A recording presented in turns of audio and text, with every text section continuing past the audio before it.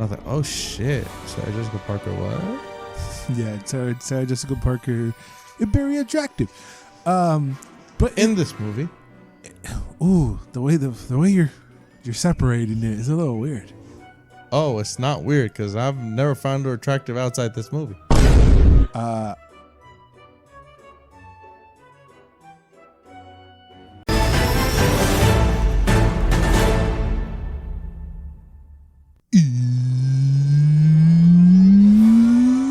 Welcome back to another episode of The List. I am your host, Enterprise. Joining me as sometimes Felix. The title we are scratching off the list today is Hocus Pocus. Released in 1993 by Disney Pictures, a curious youngster moves to Salem where he struggles to fit in, awakening a trio of diabolical witches that were executed in the 17th century because he's a virgin. Apparently that's a big deal. They kept rubbing it in his face a bunch of times. You fucking virgin. But yeah, Hocus Pocus. Obviously, we're reviewing this right now because Hocus Pocus 2 coming on the Disney Plus. And I had not actually sat down and watched Hocus Pocus Uno on my own. I always thought this was a Disney Channel movie because it was always on Disney Channel. Hell no. And I caught it. I always I've watched it, but I've never seen it from start to finish. I always saw the ending of it. I always caught it halfway through. I never actually saw it from beginning to end. Had you? Oh yes. I was like, oh shit. Sarah Jessica Parker, what? Yeah, Sarah Jessica Parker is very attractive. But In this movie. Ooh, the way you're separating it is a little weird. Oh, it's not weird because I've never found her attractive outside this movie. We'll circle back to Sarah Jessica Parker in a second, but it's just weird that the main attraction of the movies are the bad girls. You know what I'm saying? Yes. Hell yeah. And it's kind of different for a Disney movie. I can't remember what other Disney movie the bad guy is the main attraction. A Mickey Mouse Club movie called Villains. Pero you're talking about Mickey Mouse Club, way. Hey, you said Disney, cabrón. That don't count, Doug. It also starts really hardcore with a damn hanging of witches in the beginning. Oh, you see their feet dangling. You're like, holy shit. I forgot about that. Holy shit. Okay, I get it. The witch haunted la madre, but the fucking, you gonna Jojo Rabbit their feetsies? Holy shit. Oh, so I forgot who the kids were. I forgot how many kids there were. I forgot who were the kids. But the Allison girl, I don't remember her at all.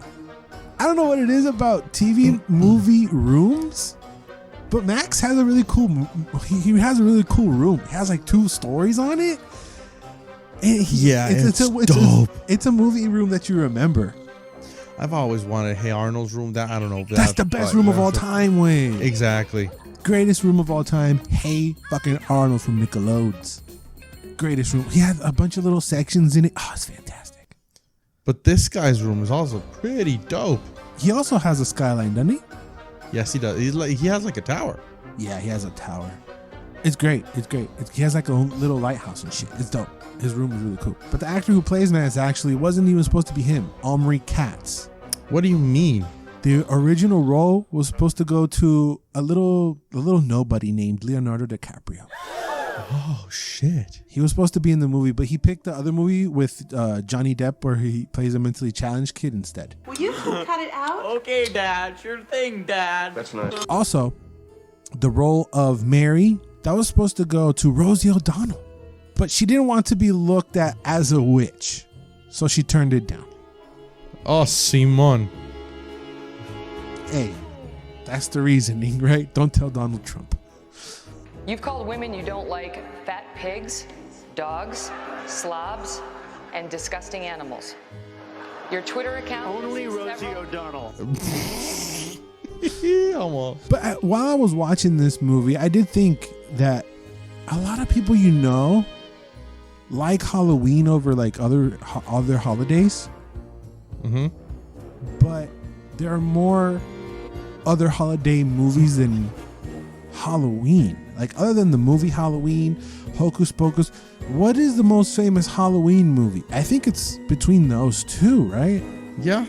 And I think a lot of it has to do with because that how they use the holiday Halloween so well. Like it actually matters that it's Halloween. I know movies have done that before where you have like this crazy monster and he's running around Halloween. But for some reason, I believed it more here because the witches are walking around freely. No one's saying anything because it's Halloween. And everything. They go and worship Satan. And everything passing for what it isn't. Even like the cop, because it's Halloween, the kids mistake the cop for a real cop. And them not seeing the kids in the beginning, the witches, and seeing a bunch of just different disguises and them not understanding any of it because they came from the 17th century and it's a whole fish out of water. For some reason, some fish out of water movies don't hit. But this one, it just hits all the. This hits dots the marks. his eyes and crosses the T's. Yeah, even the obligatory 90s cheese. I didn't fucking smell the cheese that much or felt it that much on this movie. Only with the bullies. The bullies do bring some cheese, but the sisters are overacting and acting silly. But it makes sense. But it makes sense and it's entertaining. It takes everything away, or takes our attention away from everything else, because them being the focal point, they steal every moment of the movie. They kind of speak like drag queens. Thank you, Max, for that marvelous introduction. You know what I mean? Mom. They speak. I watch a lot of drag queens, so I can say that. They kind of speak like drag queens, like especially Bette Midler. But now, with an older mind, I see things that I wouldn't have seen before when this movie came out. And those things were Sarah Jessica Parker. I'm bringing it back down. For me, she stole every scene she was in. Yeah, because she's hot and she's so stupid. It's just even if you take, it helps that she's smoking and her tatas are up to her chin, right? But how ditzy she is, and it's almost cute, even though she's portraying cute, even though she's portraying like this evil witch, but she's in the background and she kills kids. Yeah, she's there to sing a lullaby and kill kids, and while the other two are arguing, she's just like looking around and in her own world, fucking dancing. And you're like, I can't stop looking at her. And she's like, even just like little quirky things, like when she was hanging on the bully's cage and spinning, and she's twirling and just pinching them and fucking around. I couldn't stop looking at her. Yeah, that was funny. She, out of the three, I mean, Bette Midler is a commanding presence, but the quirkiness of Parker is actually pretty funny and so endearing. And it takes away the fact that she's a witch who's eating kids.